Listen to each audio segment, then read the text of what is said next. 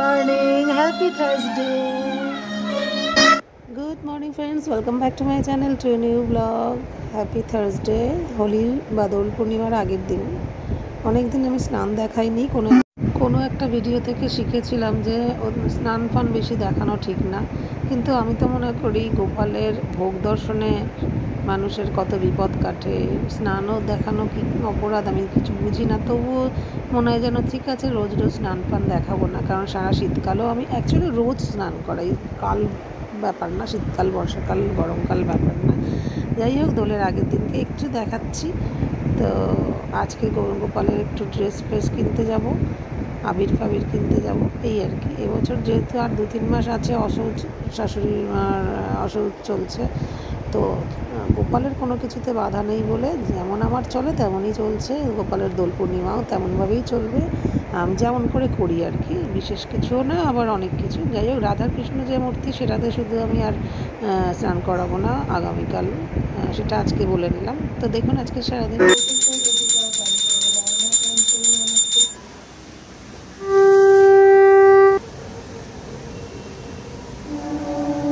লাগলো 10:30-35 মত। রাধে রাধে, দর্শন করে দিই সকালবেলা, সাজু গুজু স্নানের পর। হরে কৃষ্ণ হরে কৃষ্ণ হরে কৃষ্ণ। না, পনিরটা আমাকে ওই যে মাসি এলো মনে হয় এত বেলাতে, পনিরটা ভেজে মা প্লেটে রাখো। মা পনির ভাজছে, পেঁয়াজটা মা ভেজে দিয়েছে, আমি বেরেস্তা অবস্থা এটাকে বেটে সকালবেলাতেই পনির ঝিমঝিম আর রুটি খাবো, কারণ ওটাই আমার খুব ইজি হয়, অথচ খুব স্পেশাল কিছু ডিশ হয়। বাজে 11:15। বোন অফিস থেকে মাসি যে আসে এত দেরি করে এক একদিন।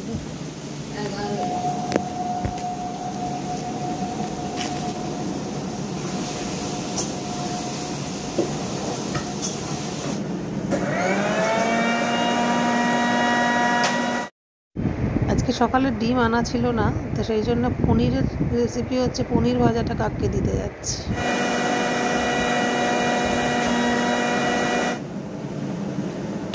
আমার অর্ডিনারি পনির রিমঝিম হতে চলেছে, কি সুন্দর কালারটা এসছে, পুরো শাহী পনিরের মতো। যদিও কাজু কিশমিশ দিইনি, পেঁয়াজ বেরেস্তা করে বেটে করলে এমনই সুন্দর হয়, একটু গরম মশলা দিয়ে নামালে ব্যাস। কিন্তু কত বেলায় যে জলখাবার খাওয়া হবে, 11:05 হয়ে গেল, নামতে নামতে 11:10, আর ছেলে নামতে নামতে 11:30 বেজে যাবে মনে হয় খেতে খেতে।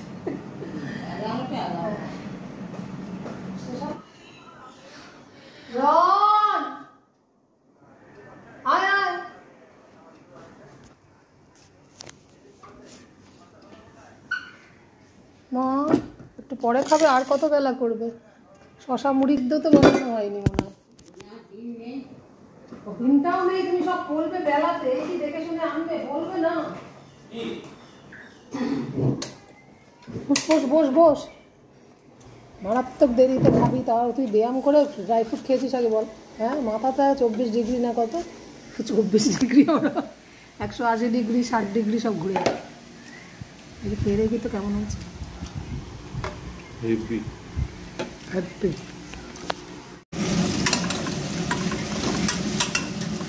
পটল আলু দিয়ে শুকনো শুকনো ভাজিটা আমরা ডাল বা রুটির সাথে আমাদের খুব ভালো লাগে। নর্মালি কিছু ব্যাপার না, রুটি ফোড়ন দিয়ে করতে হয়, সেটা চলছে। ওদিকে মাছের কড়াইশুঁটি আলু দিয়ে জোগাড় করছি, মা অনেক কিছু রেডি করে গেছে। মার নিজের একটা ডাল দিয়ে সবজি বানিয়েছে, উচ্ছে ভেজে দিয়ে গেছে। আমি এবার ভাতটা করব, মাছটা ভেজে ঝোল ঝোল মাখা মাখা যাই হোক কড়াইশুঁটি করে পটল আলুর ভাজিটা ভেজে নেব, তারপর যাবো ইনস্টাতে একটুখানি নাচানাচি করতে।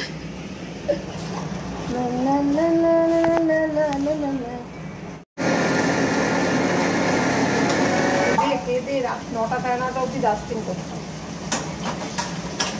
দিনের বেলার টাইম নেই। ওটা ছিল মাত্র ছোট 850 স্কোয়ার ফিটের ফ্ল্যাট, 4,500 স্কোয়ার ফিট, বয়সটাও বেড়েছে, অসম্ভব ব্যাপার।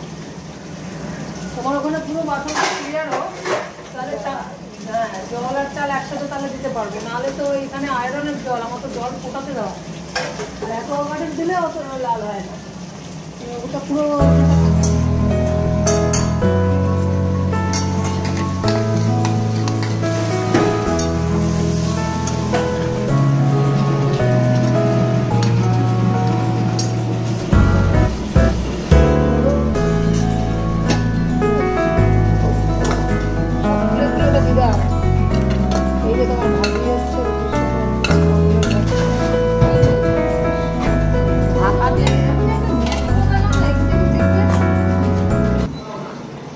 বাথরুমে তো থাকে দেখ না, ওটা দিয়ে দাঁড়া, ওটা দিয়ে আমি সেদিনকে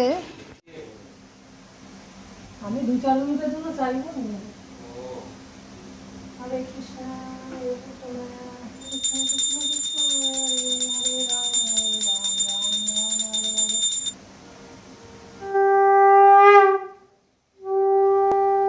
মেডিটেশন করিয়ে দিই।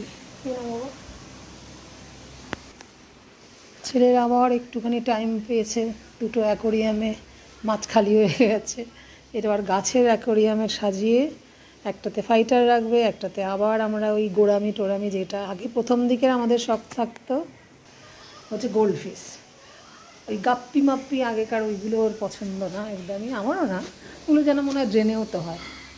তো দামি দামি গোল্ডফিশ কিনলাম, যার কিনা এক একটার দাম 600-800, জোড়া 1200। খুব শৌখিন মাছ, খুব যত্ন করে ছেলে, একা যা করে, ওই 6 মাস 1 বছরেরও বাঁচে কিনা সন্দেহ, 3 মাসও এক একটা বাঁচে না। এবার গাছ দিয়ে সাজিয়ে করার প্ল্যান করেছিল, কয়েক মাস বেঁচেও ছিল, সেই গোড়ামিটা বেশি টেকসই হয়েছে। কী সব কত কিছু মাছের নাম জানছি এখন, তো ওই গোড়ামি আনবো। তবে এই সপ্তাহে নাকি জলটাকে আবার কী করতে হবে, তারপরে কত রকমের ওষুধ ফষুধ, অ্যাকোরিয়াম করা না এই লাইফের থেকে যখন বড় হবে তখন করা ভালো, এখন এই চাপ ওই চাপ না, এখন কেরিয়ারের চাপ। এবার ওর শখ বরাবরই, কুকুরের শখ, ওর প্রাণীদের শখ খুবই, কিছুই করা হয়নি, তো ভালো ওইটুকু শখ করছে করুক, নিজেই তো সব মেনটেন করে। বাবা অরিজিনাল মাটির ওপর বালি দিতে গিয়ে পচা গন্ধ হয়ে গিয়ে এখনও পরিষ্কার হলো প্রায় 2:25 অবধি। কেনা মাটি দেখি মানে অ্যাকোরিয়াম পারপাসে পাওয়া যায়, সেটা আনতে গেলে স্ট্রিট যেতে হবে। এই বছর আছে, তোমার নামে বলছি, অনেক কথা বলা হচ্ছে, শেয়ার করছি। চলে এলো আবার ব্লিঙ্কিট থেকে কি আইসক্রিম বাবা, আয় আয় ম্যাগনাম খাই, অনেক দিন খাই না, আয় আয় আয়, পড়াশোনার সব ছেড়ে দিয়ে এখন ম্যাগনাম খাবি।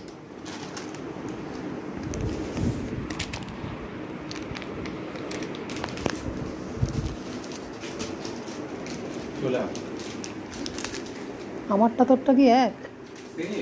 আমি একটু রিল বানাচ্ছিলাম, ভাবলাম যে বিকেলে 4:30-5টায় মনে হয় অর্ডার দেবে। নতুন একটা কুর্তি আসলো আমার জয়পুরের একটা ব্র্যান্ড থেকে, পরে ঢং করে একটু রিলস বানাবো। ম্যাগনাম খেতে হবে না, হ্যাঁ আমি ঠিক বলেছি, গোপালকে দিয়ে সন্ধ্যাবেলা ওই ক্যাডবেরিটা খাবি বা আমাকে দিবি। মা ঘুমাচ্ছে সবে মাত্র, আমি ভাবলাম রিলস বানাবো, নতুনটা পরেও দেখে নি ঠিকঠাক এলো কি না, একদম পারফেক্ট দেখিয়ে নি, করেছিলাম দেখতে। সেলফ কালারের আমার অনেক দিনের ইচ্ছে ছিল, লিপস্টিক ফিস্টিক পরে একটু, কি ভালো একটা ফ্লেভার আনিয়েছে, ভেতরটা পিস্তার মতন সবুজ।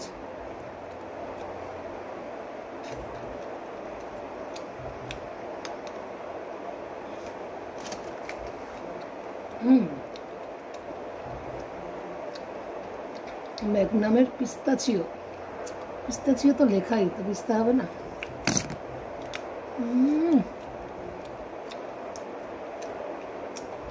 বারণ করছিলাম বাবু ঠান্ডা লেগে যাবে, এখন অত গরম পড়েনি, সবেমাত্র গরমের শুরু, তার মধ্যে আজ অ্যাকোয়ারিয়াম নিয়ে জল ঘাটাঘাটি করেছে, কিন্তু খাওয়ার পর মনে হচ্ছে আহা ভালোই লেগছে।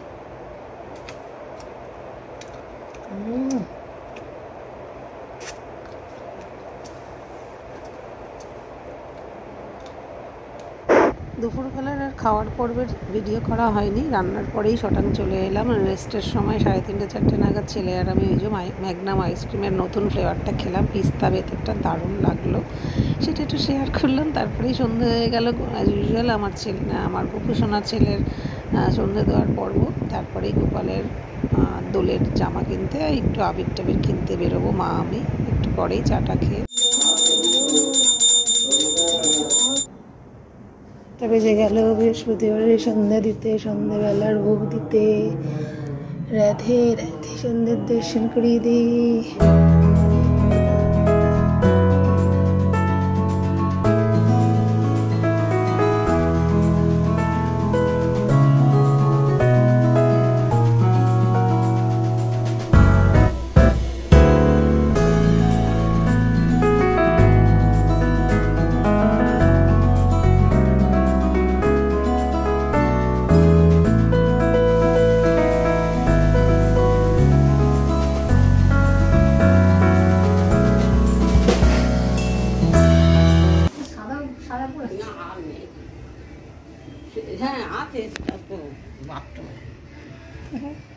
মার আমি রেডি হয়ে টুক করে গোপালের জামা আনতে যাচ্ছি, ঘেমে চান, মনে হচ্ছে গরমকাল পড়ে গেছে।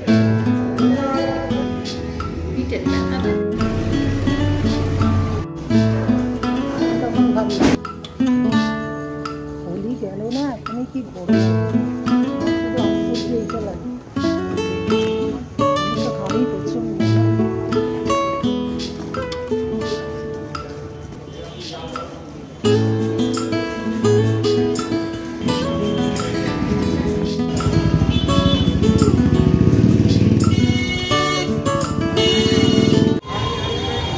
হোলির জন্য মাংসের দোকানে এত লাইন, আমার মাংস নিয়ে দিয়ে গেল। এই যে এইটা থেকে ছায়া কিনবো, এইটাতে নাকি ফুটে হলেও ভালো ছায়া পাওয়া যায়।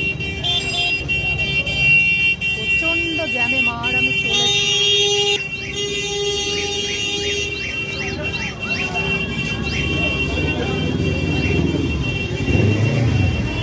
বৈদ্যনাথ দশকর্মা অনেকগুলো আছে একই নামে, বৈদ্যনাথ। না না না, আমি সব পেরিয়ে বৈদিক ভাণ্ডারেই ঢুকি। দশকর্মা যাই, গোপালের একটা জামা কিনবো, চলো। হ্যাঁ চলো মা, চলো হবে নেই, চলো। স্ক্যান হলো না, যাই হোক ক্যাশ দিয়ে নিতে হলো। কেন এটা তো লোকাল আমাদের দোকান। আমি ওইটাতে আসি তো। হঠাৎ নাইটি নিলাম, ছেলের জন্য একটু ঘরে পড়ার গেঞ্জি নিলাম যশোদা থেকে, যশোদার নতুন সেকশন থেকে।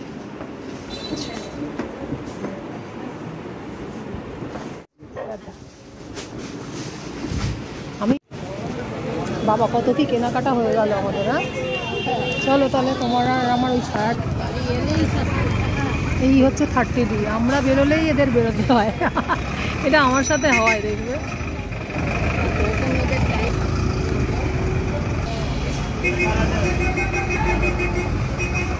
বাবা পরপর আবার দুটো মা।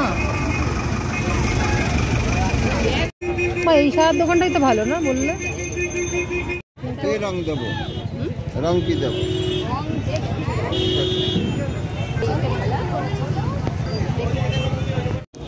এত স্ট্রং হয়ে গেছে, মাকে বলছি কিছু ধরতে হবে, বলছে না। বেরোলাম, ভাবলাম গোপালের কিছু কিনবো, বেরোবো, চলে আসবো। দুটো নাইটি, ছেলের 3টে গেঞ্জি, মার আর আমার ছায়া, কত কি মার্কেটিং করে ফেললাম মা মেয়ে টুকটাক। একটা হাসির বিষয়, আমি সারাক্ষণ যশোদা যশোদা বলে গেলাম, অ্যাকচুয়ালি যশোদাও তার উল্টো দিকে আর একটা নতুন করেছে, তার ভাইয়ের ছিল তার পাশে। আর গোবিন্দ গ্র্যান্ডসন বলে আমাদের একটা দোকান ছিল, সেটারও উল্টো দিকে ছিল গোবিন্দ গ্র্যান্ডসনের।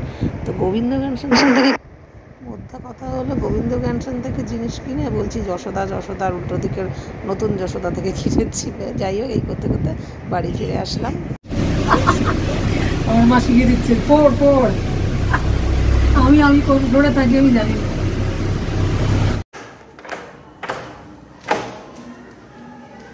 বাবু জেগে কে খুললো? বাবু খুললে তো একটা হাসে। বাবু কি জেগে? বাবু পড়া যদি হয়ে গিয়ে থাকে আমাকে একটু উপকার কর, কারণ ম্যাক্স না যে তুই ট্রায়াল রুমে গিয়ে পড়তে পারবি। দেখলাম নাইটি কিনছি না, একটুখানি নরম নরম কটা ঘরের গেঞ্জি তো পরে দেখা হতো বাবা। না বাবা